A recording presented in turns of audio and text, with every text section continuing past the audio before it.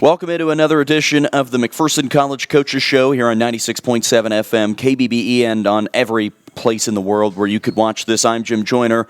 Joining me, as always, is Mr. Steve Sell, who is popular on YouTube and SoundCloud and Portal Stretch Internet, anywhere that you would want him to be. Steve's the most popular man. Well, I don't know about that. I think some of the coaches out here are the most popular men right now. I think people are starting to be pretty popular around these parts after an undefeated weekend. You have a volleyball team winning 2 matchups. Both men's and women's soccer win. You have the football team win. Am I missing anybody else? Well, the great man himself, the father of dodgeball, Roger Trimble, would say, it was a great day on Saturday to be a Bulldog because everybody brought home a W. Well, we've got a great coaches show lined up because it was a really good week for these teams. We have McPherson College football coach Jeremiah Fiskus. We have volleyball coach Corey Cahill. We have both the soccer coaches. We also have a couple of volleyball players. We even have athletic director Andrew Ealing. It is a big, big show coming up, so let's get right into it with football coach Jeremiah Fiskus. Joining us now on our McPherson College Coaches Show is football coach Jeremiah Fiskus after a big 26-20 win over the Friends Falcons on Saturday afternoon. They're now 2-3 overall, 2-2 in the KCAC so far this year. One word that I know you used on Saturday after your team's win was the word resilience. This was a team that fell down 20-0, a couple of special teams mistakes. You look up in the first half, you're down 20-0, you score before the half, then you score 3 more touchdowns in the second half, one with about a minute left to win it. Resilience. And it looked like that showed with your group on Saturday afternoon. Yeah, it's kind of the same story it's been every week. Like, we start slow. It takes us really a half offensively to turn our brain on, because we didn't really, well, first off, special teams-wise, the block punt was on me. Probably put a kid in there. He really wasn't a block. He kicked it into our own protector. And it was a situation where I probably shouldn't have had him in there. Probably should have went with the other guy that's been doing it. He's got a big leg, so I was wanting to flip the field for the defense, and I just shouldn't have done it like that. That one's completely on me. It has nothing to do with any of the kids, including the punter, because I put a kid in there that wasn't ready to go. That's a head coaching error. And then the other two, with the punt returners on special teams, we tell them, if you stand at the table and throw dice with the devil long enough, you're going to lose your money, and they did. Because we want them to be aggressive, but we want them to be smart, and they were one of those two. They weren't the other. So they were overly aggressive, and, if you can't field a punt cleanly, don't field it. Getting the ball at the -2, we got the ball at the -2 once on something they shouldn't have fielded, because there was really 3 blunders on special teams punt return. But we got the ball in the -2 and advanced it and flipped the field, but giving the other team the ball is not an option. That's the worst thing you can do. Well, let's talk about the positives. Your defense really, in reality, didn't hardly give up a touchdown. Our defense didn't give up any touchdowns. They did, but one was a 2-yard drive, and the other was after a fumble punt. They were the points that we gave up were momentum points or special teams points. They weren't, you get the ball back on momentum on the 2-yard line, you're probably going to score. You get the ball back, it wasn't like they drove the ball 15 plays. They got the ball back and scored. They get the ball back the next time, hit a big run, score it. Now, there is such a thing as sudden change. There is such a thing as doing that, but at the same time, they shouldn't have been in those positions. So they played really, really well. And once you settle down offensively, when you look at the final numbers, you had that balance that you strive for, because you were over 200 rushing, you were over 200 passing, and that's a dream for any coach to be over 200 in both of those categories. Yeah, we, once we started playing smart football, we were extremely efficient. Extremely efficient. We were efficient running the ball, we were efficient throwing the ball, et cetera, but it took realistically almost a half for us to turn our brains on offensively and start executing. One thing that I saw from the box score, and I've seen a few times for you so far this year, is the amount of guys that you have that can make a play for you on offense. And this is something I talk about with Coach Pav over at the high school a lot, that he has just a ton of weapons. And for your team, you had 9 different guys make a catch, and you use even more guys than that in your receiving game. It's nice to have some of these weapons that, let's say somebody needs a blow, you give somebody else in there a chance and they catch a couple passes. Let's say you need your big guys, your main receivers to go make a play for you. They can, knowing that the minute that they step off the field for a quick breather, they've got guys that are there to help them out. How much does having that depth add to what you guys can do on offense? Oh, well, it just, every one of those positions is on a predetermined rotation. And there's only been one situation this year where we've said, all right, no rotation, starters only. I mean, you look up and and it's the same way, with the offensive line. We rotate, we're really playing, realistically, we're playing 5, 6, 7, 8 guys on the O-line. 9 guys actually. So we rotate those guys. That way you are fresh, and that way you are, you're fresh down the stretch, and it's good to have, we've played in certain games up to 11 receivers and 3 tailbacks. It's important because you can't just run a kid to death. You can't run Ben Nickel 60 plays. It doesn't matter. I mean, he's not as good if he runs 60 plays as he is if he runs 29 plays. And I think that attributes to every game that we have won or lost, we have finished with the ball in our hand, basically. The 3 games that we lost, we finished in 2-minute drive situations, and we advanced the ball down the field. Every time we went from, realistically the -15, -20 to the plus territory, to the red zone, and, fell short a couple times. The other day we advanced the ball in 4 plays. Ed made an explosive run at the end of the game, but we were able to advance the ball at the end of the game in a 2-minute situation. So playing those kids makes a big, big difference. And quite honestly, on the entire team, the quarterback's the only one that doesn't rotate. I want to get back to the defense real quick before we turn to Southwestern. Your defense right now is playing with supreme confidence, and your D-line, I love your rotation and your defensive line. Those guys know, when they're going to be in, when they're going to be out, getting a blow. But I think you had 5 or 6 sacks. The game basically ended with Charles Tisby getting back-to-back sacks, I believe. And, boy, you just can't be more proud of your defense right now. Oh, well, it's, we put them in some bad situations as a team, be it offense or special teams, and they just keep playing hard. They do their job, and it's the same thing. We rotate a lot of guys over there. I know it's easy to see the D linemen because they're bigger and you see them parading in and out as 3 guys, but we rotate 3 outside linebackers, we rotate inside linebackers, we rotate in the secondary. We play 3 corners and rotate them kind of on a deal, and really play 3 or 4 safeties, and that it's the same deal as having quality depth allows you to stay fresh for 4 quarters. So the defense is really, really, playing good. I mean, they're feeling good on the run that Corey scored on the 4th and 1, 4th and 2.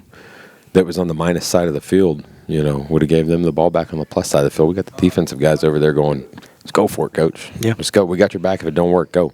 So there's a lot of confidence on the team. We just got to start a little faster. But it is, you've got, it's a pretty good deal when you got your, linebackers and safeties saying, "Just go, man." Mm-hmm. Let's, they believe in the team and they believe in themselves and they believe that we can go convert. And if we can't, they believe they can stop them. Southwestern this week, when you look at it on paper, you talk about 2 teams evenly matched.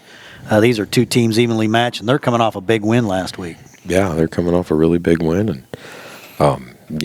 offensively, they've got a couple of guys that are really, really explosive. They've got a couple of receivers that are really explosive, and they got a couple of running backs that are really explosive. And then defensively, they're just real sound. They don't give up a lot of things. There's not been a lot of explosive runs on them. There's not been. People haven't had. You typically with them have had to drive the ball because they kind of play a style of, bend but don't break and make you execute the length of the field, and they're sound. They're Mike linebacker, number 22. He's a good player that really makes a lot of things right inside, and they do a good job on the D-line. So they're a really, really, really quality opponent. They're really, really good. And for a team like you guys that has as much momentum as you could have going right now with back-to-back wins, your defense playing great, your offense putting together game-winning drives, Southwestern's a team with a lot of momentum, too, after they lost to, I believe, Midland in their first game and then lost their opening conference game but have won 3 straight. Maybe the 2 teams that have been on the best run the last 3 weeks playing each other again this Saturday here at home, and it's going to be a big crowd and hopefully no snow for us on Saturday morning. But I think it's just going to be a great weekend to be a Bulldog, and it should be a fun one on Saturday afternoon. Yeah, it should be a good environment. Like I said, they're a team that they can be as explosive as anybody. And they're putting it on film why they're winning games. So, it's kind of one of those deals where we're going to have to show up and play our best football and not spot them 20 points, because they've got what it takes to go beat you really, really badly if you play like that. So we're really, really, really going to have to dial in mentally. Well, let's hope that they can pick up a third straight win and get back to 500. Coach Fiskus, best of luck. Appreciate you guys. Have a good one. Thank you, Coach.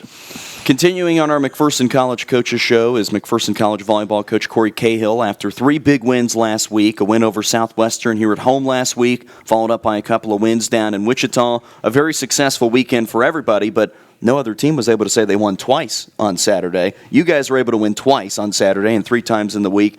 A really good week, it felt like, for your team. Yeah, for us, it was a good opportunity for us to kind of get back on track and just get back to what we do best and just play our game. We had the monkey on our back of being at home and not quite finishing out a match. And so going into the Southwestern match, that was on everyone's mind. And, going through it and being up and then them starting to pressure us back, it was almost oh no, not this again. Here we go again. And it was not only the fans, it was not only the parents, the administrators, us as coaches, but the players themselves. It kind of creeped into their minds, and I told them, I said, as soon as we start letting this creep in our mind, it's going to happen again. I said, we got to get over it, and we got to move forward, and that's what we did in the 5th set, and we took care of business, and we got that monkey off our back. And then going into the weekend, we knew Friends was going to be a tough team. They're a big team. They're quality all across the board. And we went in with a game plan, and we executed the game plan. The 2 sets that they took off of us, just everything went their way. And there was no beating any team that when everything's going their way. And we just stuck with it. We stayed consistent. We stayed positive on our side and just fought through. So. One thing about your team, you don't have like the 6'2", 6'1", a lot of those type of hitters. You're more 5'10", 5'9". How do you overcome maybe that lack of height that you have compared to other teams? Because a lot of teams they'll run out 4, 5, 6 footers at some point in the match, and I don't know how many 6 footers you have, but I know you have a lot of girls that are in the 5'9", 5'10" range. Yeah, so something that we really focus on every day in practice is ball control, serve, receive, ball control, consistency of defense. We just got to out ball control teams that are bigger than us, and then not only that, but we've sped up our offense considerably. We're running probably the fastest offense in the KCAC. I would say definitely the fastest offense to the right side in the KCAC, which against bigger teams has been a big benefit for us. So using our athleticism, using our speed, our quickness, our setters have done a great job of locating just a really fast ball to our right side, and that's in turn really turned some big production out of them. On our show tonight, we have Jamie Cease and Caitlin Hines on, and because they're standing over there, I want to give you a chance to hype them up a little bit and talk about how much those two have helped with this team so far this year. They've been okay. I saw a couple eye rolls over there. They both done a great job. Obviously, being seniors, being here for 4 years, contributing the way they've contributed. Jamie coming off a great year last year, kind of finding her rhythm in our defense, figuring out kind of what the expectation is. Her serve receive has improved dramatically just in the past month and a half, and then that's really opened up our offense a lot. Kate, as far as setting goes, in the past, I joke with her and I joke with Skylar how they were ball getter uppers when I got here. There wasn't a system, there wasn't a process, there wasn't a reasoning behind what they did. I'd ask them, hey, why did you make this choice? And the response was, well, I think it was the best one. Well, let's have a process behind it. Let's figure out why we do things and how we do things a better way. And kind of walking them through those things and the growth that our setters have had, not only Kate, but Skylar as well, and Morgan, as far as decision making and making the right decisions at the right times, and not only that, but then executing the offense and the way that we want to do so. So they've done a great job, and the growth has been pretty incredible in just a short amount of time. I've got a very technical question for you. And I ask you a lot of interesting questions because I find volleyball very fascinating, but sometimes I don't know some of the rules. So Steve and I were broadcasting a high school match the other day, and Steve can't figure out, and I can't figure out either. You start the match, and you have 6 people out there. And then, all of a sudden, we say, okay, here's the 7th person, sub in and out. Why did we do that instead of just taking out that extra step? I get very confused by that. So you start up with the six people on the floor, your 2 middles. Typically, traditionally, you libero for your middles. Not always. Friends liberoed for their outsides. But your libero does not count as a substitution. Okay. So they do not count as a substitution. So it's against always your the libero substitutions. that subs in at that moment? It's always the libero, yeah. At least most times. I mean, some people, if a coach writes their lineup in wrong, then they might have to do a regular sub or something to switch someone out. But 9 times out of 10, it's the libero switches in for that back row middle or that back row player that they plan on playing for, and that libero does not count against their substitution. And so What did we ever do without the libero? How did we ever play without a libero? We played real volleyball. So back in the day when they had no libero, everyone was expected to play everything. Who invented the libero? It happened in the early 2000s. I don't know who invented it, but it wasn't you? No, it was not me. Okay. It was not me. I wasn't even playing volleyball at the time, but It makes a little bit more sense now. Okay, because Steve and I, that point in the match, he always says, I get I dazed don't and understand. confused, but that's just normal for the course. So. Well, as we look ahead to what's coming up for you guys the rest of this conference play, I was telling Jamie that it feels very different this year because there have been some losses, and last year there was 1 through this point in the year. But when you look at the KCAC standings, you're right there in second place, and you know that with just a couple more wins, 1 this week, 1 next week, 1 the next week, you're right back there at the top of the standings. How have you been taking that approach through what's coming up with the rest of this conference run? The biggest thing for me, and that I keep telling the girls, is we just got to take it one step at a time. We can't look ahead. We can't look past the team. That's what got us in trouble early on, and I think that they get that and they realize that we have to go just one game at a time and expect every single team to be better than they were last year. Expect every single team to look at us with a target on our backs, based on what we did last year. Everyone's out to win. Everyone's out to beat us, and not only beat us but beat everyone. And so we have to go out there hungry and ready to compete. And I think that if we do that and we take this one step at a time and we execute the game plan every game that we play, that we will be tough to beat. So, well, 2 big matches coming up this week. You will be on the road at Ottawa tonight, Wednesday, and then you will be at home for a night match with Kansas Wesleyan on homecoming weekend. I think we've got soccer going on Saturday at home. We have football going this weekend. It's a busy, busy night. No soccer. Jeremy tells me no. But these big volleyball conference matches have a big bearing on the conference race. These are 2 of the top teams that you'll play. yeah, I mean, Ottawa, going into the Ottawa match, we just got to go in and play our game and execute the game plan. We're going to have some things that we're going to do with our defense, with our offense, and try to make sure that we can compete. Take advantage of some of their weaknesses and hopefully enhance some of our strengths. I think that we have a really good shot. We match up well against them with our offense versus their defense. I think that our overall speed of play will be faster than what they're used to, and I think that can score some points. It gets loud in the concrete jungle, though. Yeah, and so it's the biggest thing is just playing our game and just staying consistent with it. And going into Saturday, honestly, I haven't even looked at Saturday. For me, it's I'm focused on Wednesday. On Thursday, I'll look at K-Dub. I'll look up video on K-Dub. I haven't watched them in a while. For me, it's the same thing I preach is what I practice. I'm looking at it one game at a time, and Ottawa's my main focus. Well, it should be a fun one this weekend. So Bulldog football probably gets done about 4:30. Go home, take a quick nap, and then I think everybody's expected to bring their A game and be loud on Saturday night here in the Sports Center. Yeah, that'll be nice. I won't be mad about it. Well, Coach Cahill, best of luck this week. Thanks, guys. Thanks. All right, joining us now on our Coaches Show is Jamie Cease from the McPherson College volleyball team, and we're breaking the news tonight that you are the KCAC Defender of the Week after a couple of big wins for your team. A 3-2 win here at home against Southwestern last week after winning the first 2, dropping the second 2 sets, and then finding a way to win that 5th one, and then a couple of wins over the weekend, going down to Friends and winning, and then beating Randall on Saturday. A really big week for this team. When you can pick up 3 wins, it's always a good week. Yes, thank you so much. It was a good week. We practice hard, and for some reason, we just like to make games interesting and go to 5.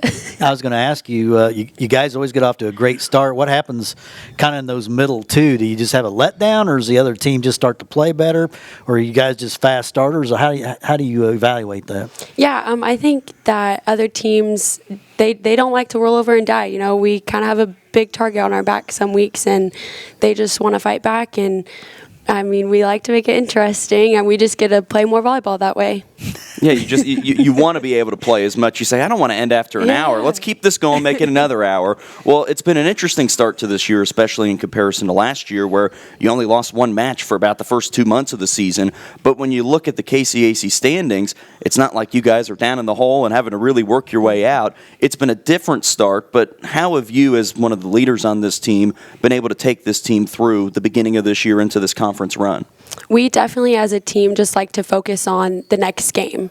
So coming up this Wednesday, we have Ottawa. That's what we're focusing on in practice. We're not looking past that or forward. Like, we just like to try to stay in the moment and be together as a team.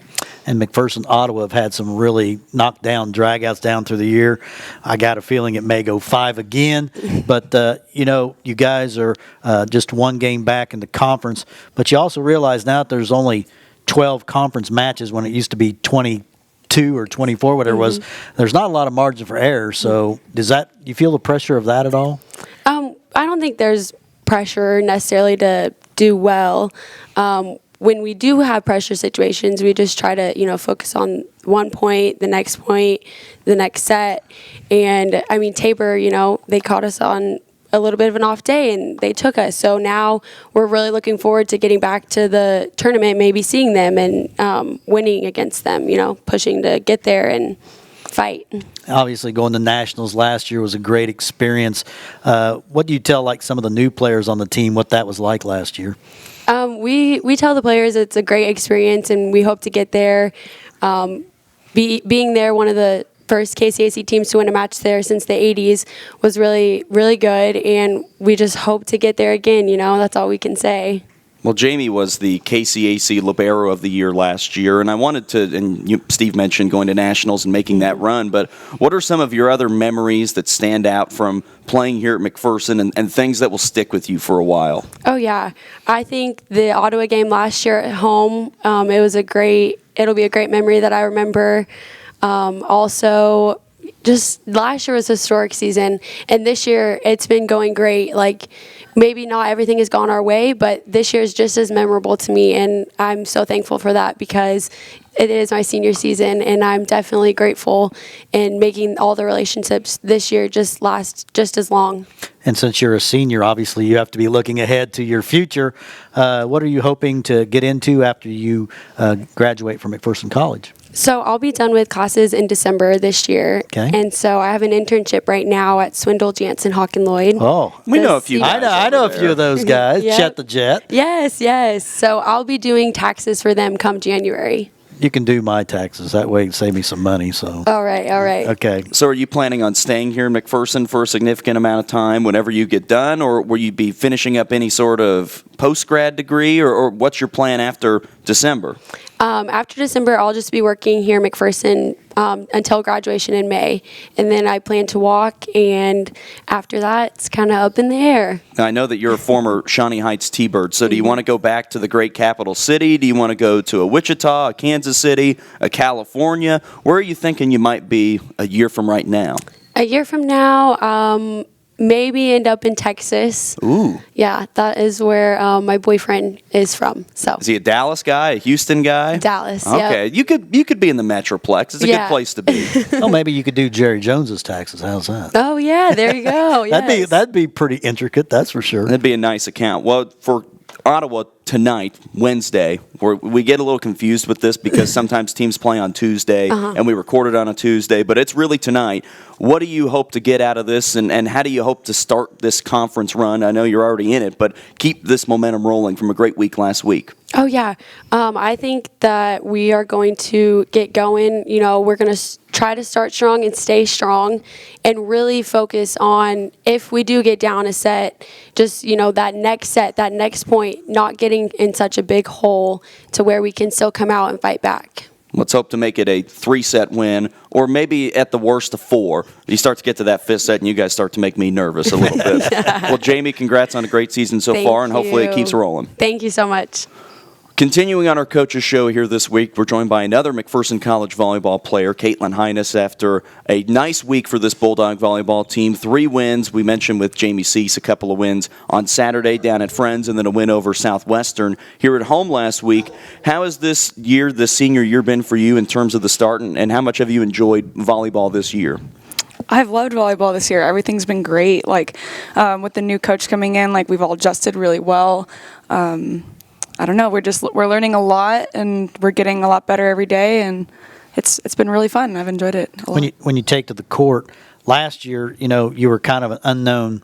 You were a good team the year before that, but then last year you win the conference. This year you're getting everybody's best shot. And how's that been different this year? Yeah, teams look at us as the team to beat. So they go into this game with nothing to lose, and we're going into it with, the conference championship on our back. So it's like we're still defending what we earned last year, and we're trying to earn it again. And all these other teams come out and they just play their best against us every single time. Every game we're getting another team's best. For sure. For you and some of the other senior leaders on this team, how has this transition been? I know a lot of that probably happened in the summer, going from coach to coach and having him come in a little bit late in the process and get everything worked out.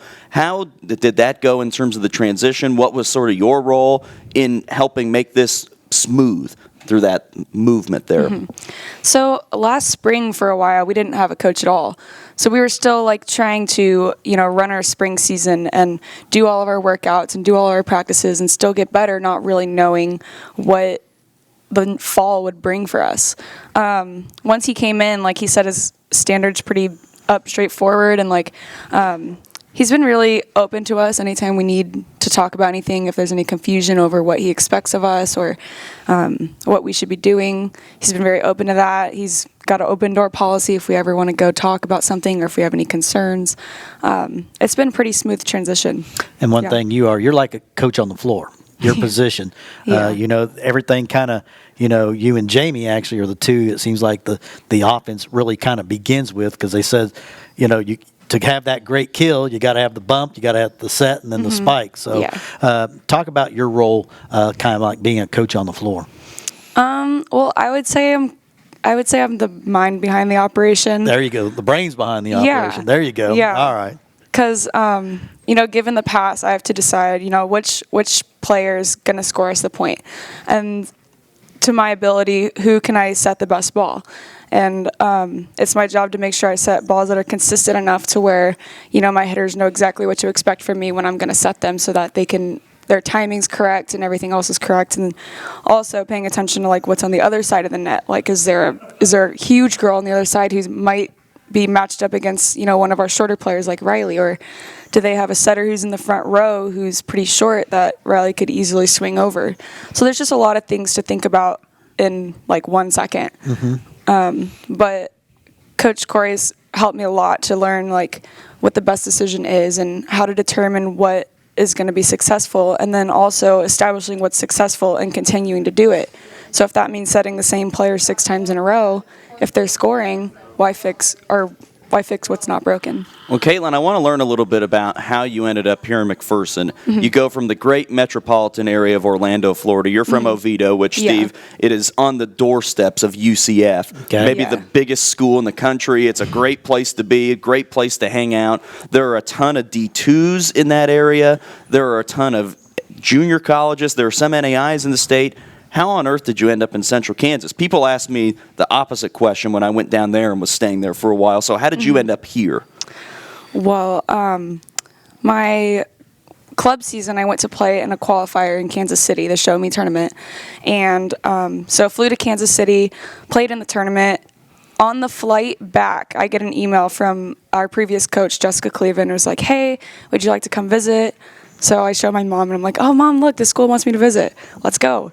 So I literally fly home from Kansas City, the tournament. A couple of days go by, get back on a flight, fly back out to here, visit, and I just loved it here. I love the people. I love the team.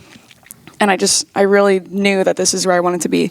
Now, when I was down in Florida, the funniest thing to me is that everybody I was around they constantly wanted to know about tornadoes. They would sit there and be like, okay, so what's the deal with that? How does that work? Do you see them all the time? Yeah. Did you have those same questions when you came here? Kind of. I mean, I guess I thought I would see at least one tornado. I was really close last May. There was we had to actually go like to the library and take shelter because we thought there was going to be one or there was one nearby. Yeah, I don't know. I guess I thought I would see one, but in Florida we have a lot of other weather, There's like just a lot of hurricanes. rain. Yeah, hurricanes. I've been through a few hurricanes, so it's like when it comes to scary weather, kind of And it rains every day. I went to Florida for a week and it rained every day I was in Florida. So. Well, Caitlin knows that in Orlando, it typically rains about 3 o'clock every day, 3 or 3:15, and then it makes its way up toward I-4, toward Daytona Beach. So it rains about then every day, but if you go outside at like 4:30, it's all gone. You can't even tell it rained. Yeah, you should never let the rain cancel your plans because it'll come and go. That's right. It's a great thing. Well, what are you majoring in and what are you hoping to do after McPherson College? I'm a psychology major with an emphasis in health and human services. Okay. And I'm not entirely sure where I'm going to go next or what I'm doing next. I was thinking about pursuing applied behavior analysis and maybe helping out kids and adults with autism. Okay. That's great.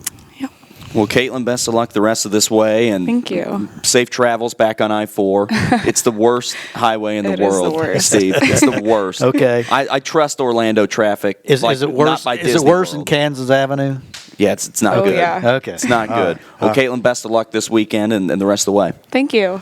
Continuing on our McPherson College Coaches Show here tonight, we're joined by McPherson College women's soccer coach Mark Olson, and an excited Coach Olson. I can tell that you're walking around. You got a little extra step in you after a big win this weekend. You guys picked up the first of the season, a 2-0 win over Ottawa, and even last week during the middle of the week, a really hard-fought 2-1 loss against Friends. It felt like your team took some really nice steps this week. You were so close in the middle of the week last week, and then to be able to pick up that first win on Saturday, how has that rejuvenated this team over the weekend? It was nice to finally put the ball in the back of the net. These players have worked so hard defensively, and we made a few switches, made a few changes to our formation, which creates more opportunities going forward, and they've really capitalized on that. And in our last 2 games, we got 3 goals, so very pleased with that. They're excited. Well, in the victory, Emma Singleton, 2 goals. Nice to see her break out because she was kind of the offensive standout last year, Yeah. and she's hasn't had a real fast start to the season as far as putting the ball in net. But to see her get 2 goals, that's got to give her confidence moving forward. That's a huge confidence builder for her, and she's all about confidence. She has high expectations for herself, as do I. With her coming in, we expected her to be a double-digit goal scorer for us, and she still has that ability. Christy Silber, tremendous in goal. I think she had something like 11 saves. Yeah. And that's one thing, you won the game, but you were actually outshot. But when you have Christy Silber back there, you don't have to worry too much. No, Christy's done a great job. I mean, she's a third-year starter for us. She's going to continue to break records for us in goal. But our defense, I mean, we allow shots, but the shots that we're allowing are right to her. Yeah. And then when she does need to make the big save, she definitely is there for it. Well, one thing that we talked about with Coach Fiskus at the beginning of the season, especially after their first win, after starting 0-3, saying, I think he used the phrase reaffirm. They're reaffirming what we know, that we are a good team and we're able to finally win one and get the monkey off the back. Did you feel a little bit like that this weekend, and that these girls, you were just ready for them to feel like they were winners for the first time this year? No, definitely. This team, they take steps. And they don't we talk about skipping a step.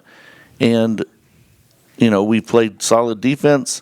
We finally got up on Friends 1-0, but we didn't know how to put the game away. We didn't know how to win. And then on Saturday, it was beautiful. Got that first goal, continued to shut them out, and then got that second goal. And these players are flying high. They have a lot of confidence going into the game with Kansas Wesleyan. Well, you guys have been pretty much going at it now for 2 months with the start of the preseason. How is the health of this team? Is the weather kind of helping everybody feel a little bit better and not have to go out there and get so hot every day at practice? How is the health and going forward for this team, and injuries? Anything nagging too much? Well, compared to last year, we're very healthy. The nice thing about this is we're missing probably our best player. when we played against Ottawa. Nellie from California, she was a junior college transfer last year. Probably one of our best players. She plays center mid, and she hurt herself against Friends. And luckily, she'll be back when we play next week. But she was out for the Ottawa game. McKaylee Bryson was also out for the Ottawa game, who's also a big-time player for us. And with those two players out, the players had to rely on themselves. And they couldn't just rely on those two players to kind of carry them through. So a lot of players stepped up, and to me, that's a great thing. Is we'll be even better when those two players return to us. But the current players that will be playing tonight, they have a lot of confidence. Well, you guys only have one game coming up this week, and that is now in the past, as this is going to be airing on Wednesday. So kind of weird with at Kansas Wesleyan last night, even though it has not happened yet in our world. And then you won't be playing Saturday, and then you'll play at home against Bethel next week. What do you know about the Coyotes on the women's side, and what are your goals last night, but also tonight? It's very confusing. Back to the future. Marty McFly, Doc. Kansas Wesleyan, I mean, they're a good team. They're always 1-2. I mean, they're always a top 3 team. They're very aggressive. They're a team that really beats you up. They try and outmuscle you. They're aggressive. They pressure the ball. So I expect them to. I mean, that's the way they've always played. So I don't expect any difference with them. Going into the game, though, we have an experienced team who has faced them, who's had success, scoring goals against them, and the team's very excited. They're very confident for tonight or last night's game. And one thing about your team, your defense keeps you in every game. Oh, yeah. So you never, you haven't had really any blowout situations because your defense is very solid. It's nice. I was talking to Francis about this.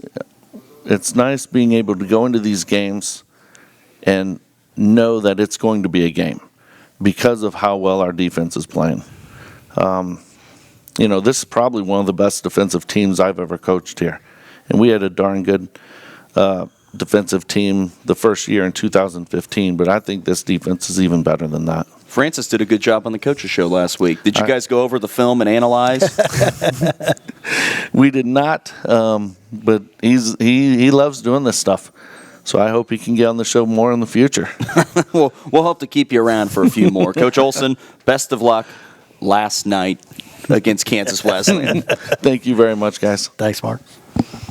Continuing on our McPherson College Coaches Show, we're now joined by men's soccer coach Doug Quint after a very exciting week for his team last week. A couple of overtime wins. You first did it in double overtime against Friends in the middle of the week last week, a 2-1 win. Then you win an OT against Ottawa.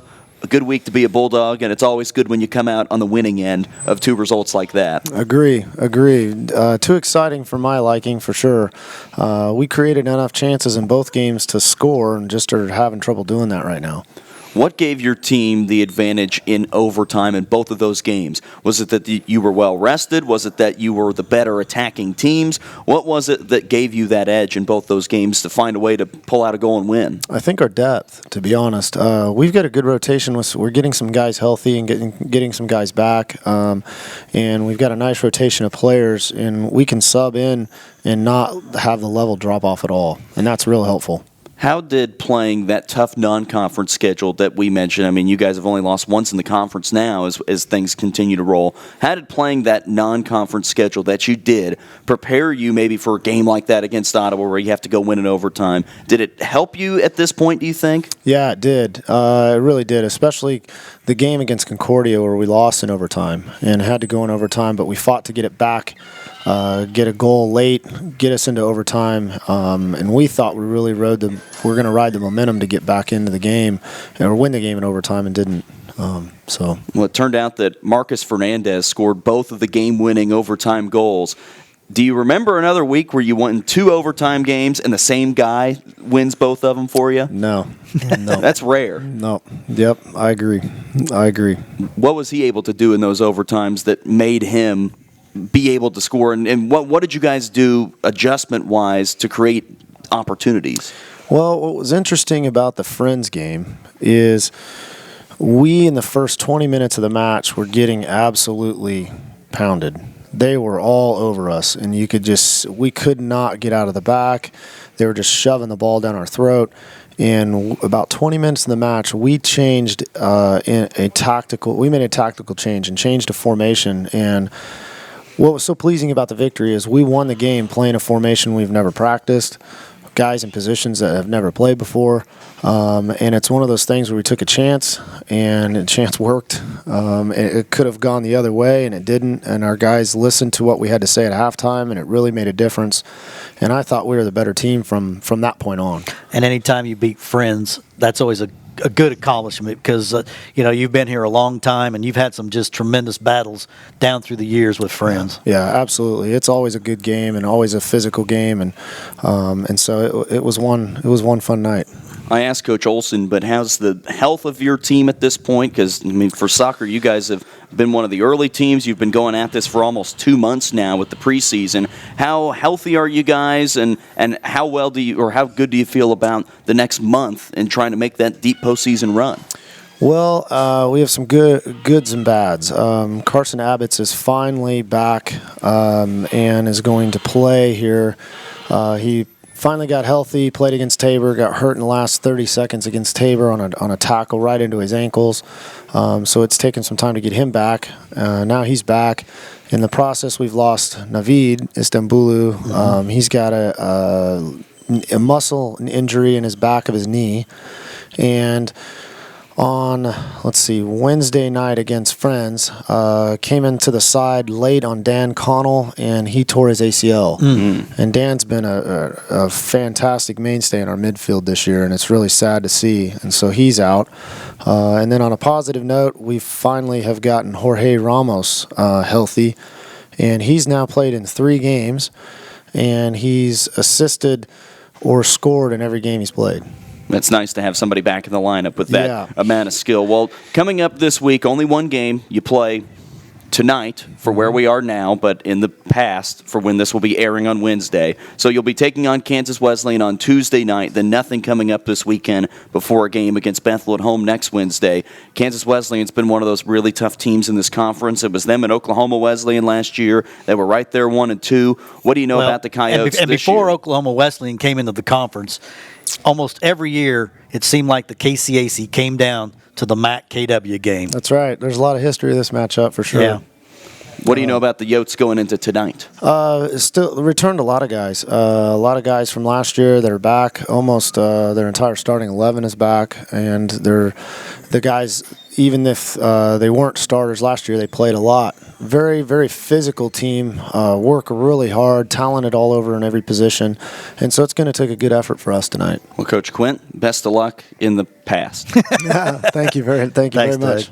Well, we wrap up this week's McPherson College Coaches Show with Athletic Director Andrew Ealing, as it has been a fun start to this fall season with getting this Coaches Show underway. But we have a lot of things to talk with you about today with homecoming coming up this weekend. But what a weekend for the Bulldogs this past weekend. I think there were like 15 wins on Saturday for every McPherson College team. I think it's a good weekend to be the athletic director Absolutely. here. That was a great day. It's tough to do that. It doesn't matter how much success you have or don't. I mean, that's it's tough to go 4-0 on a day. Was it 4-0, 5-0 on Saturday? So that's great. I'm really happy for our coaches and our student athletes. I mean, it's fun. They have a lot of pride with that.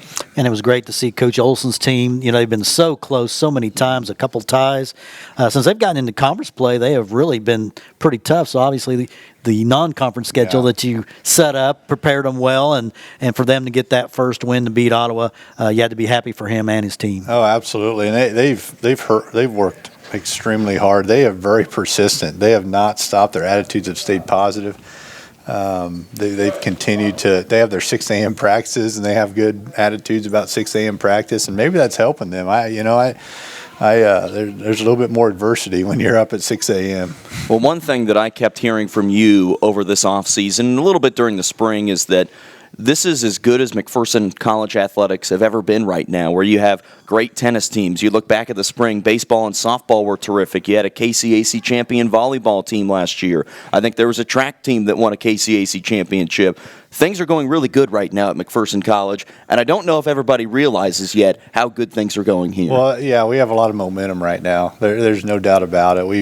And it's on all fronts. It's very successful athletically. Our student athletes are working hard, on the field, court, and track.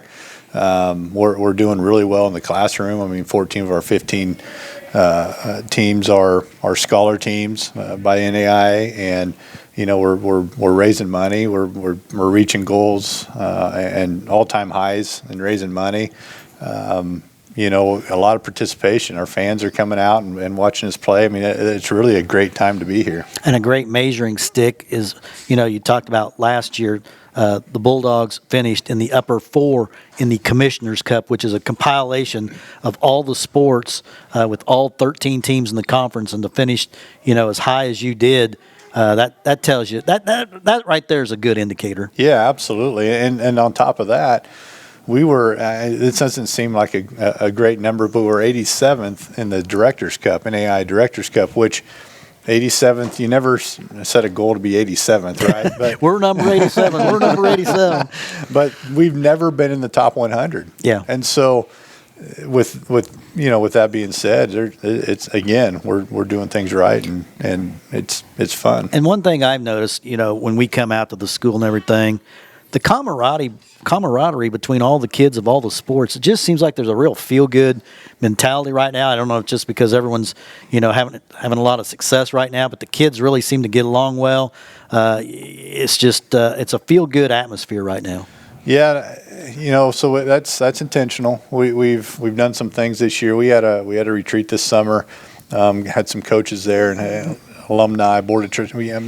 Our president was there, and something we really talked about was the relationships that we have on this campus and between our teams and our student athletes and our coaches. And it's not just about one team or a couple teams. It's about everybody and supporting everybody and being around each other. And it's not just as athletes, it's in the classroom and just the relationships we build here. So we've really been encouraging that. And then we have our Bulldog Growler that we started last year that encourages our teams to support each other and support the community and support other things going on campus. So that's a culture we're trying to really build here. Well, one thing that we ask your coaches a lot is, what's your goal? What's your vision? Where are you trying to get to? And so I think we need to ask you that. I think that we've seen some of these goals and some of these visions begin to take their form and begin to take shape, but where do you want McPherson College athletics to be in 5 years, 3 years, by this time next year? What are some of your visions and goals going forward with this department? Yeah, I think, and as a group, we've kind of talked about we want to consistently win that Commissioner's Cup. I think that's a good goal that we can all come together and pursue. And that's really focused on winning, but we want to do it without compromising our values. So, our values of being mentors and teachers first, and collaborating with our community is really important. It's really important that our kids graduate and are prepared for life, and so those values come first, and then the byproduct is we're going to have some success on the field. Well, looking to this weekend, this campus is really going to be buzzing. A lot of activities going on, and hopefully the weather forecast isn't very good right now, but we hope for Saturday. Who doesn't want a little snow on homecoming? Yeah, but hopefully Saturday the weather will relent or get better, and you can have a big crowd because homecoming generally draws a ton of people. Yeah, we're expecting high numbers this weekend, as usual for homecoming. Friday is not looking promising to start the weekend with, I think the last I saw, 48 degrees and chance of snow. Snow showers in the afternoon as we're heading to Augusta. So it might be interesting. We have some reunions that evening, and we'll have a big campaign launch this weekend, and that kind of kicks off Friday night as well. And that was supposed to be somewhat of an outdoor event. I'm not sure if that's still the case, but yeah, it's Saturday Hall of Fame in the morning. Football game in the afternoon, and then volleyball that evening, and this is kind of a rare weekend that soccer doesn't play. So cross country's on the road, so they'll miss out on a little bit of that, but they'll be back, in the afternoon. Well, before we know it, it's going to be winter sports season here too, as they all kind of get going at the end of this month, and they're already underway with practices. But we're making our way through. Yeah, it's.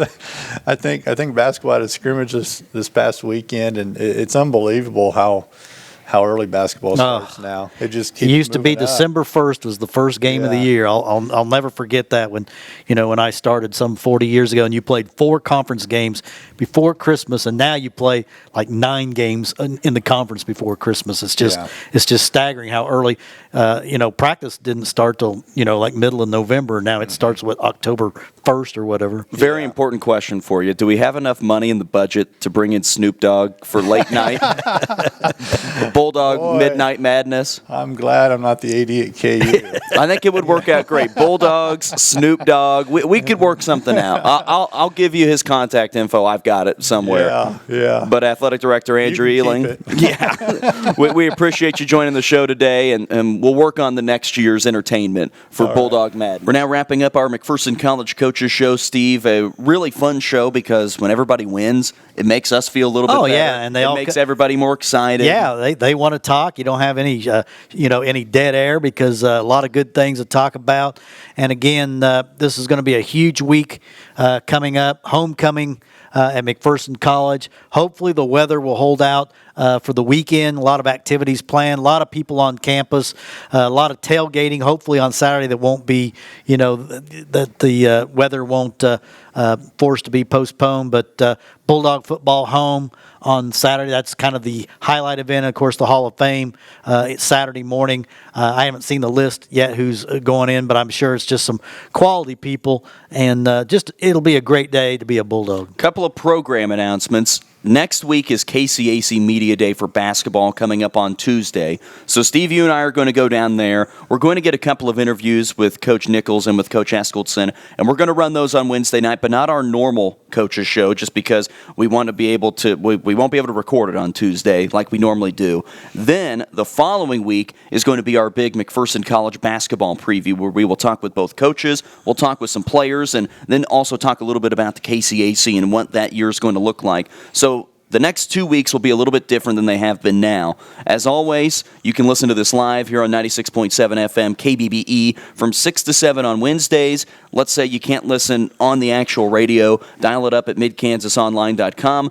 Let's say you can't listen from 6 to 7. You're too busy. You have too many things going on. Go to soundcloud.com/KBBE Sports, and we typically have it posted within the hour of it finishing up that night.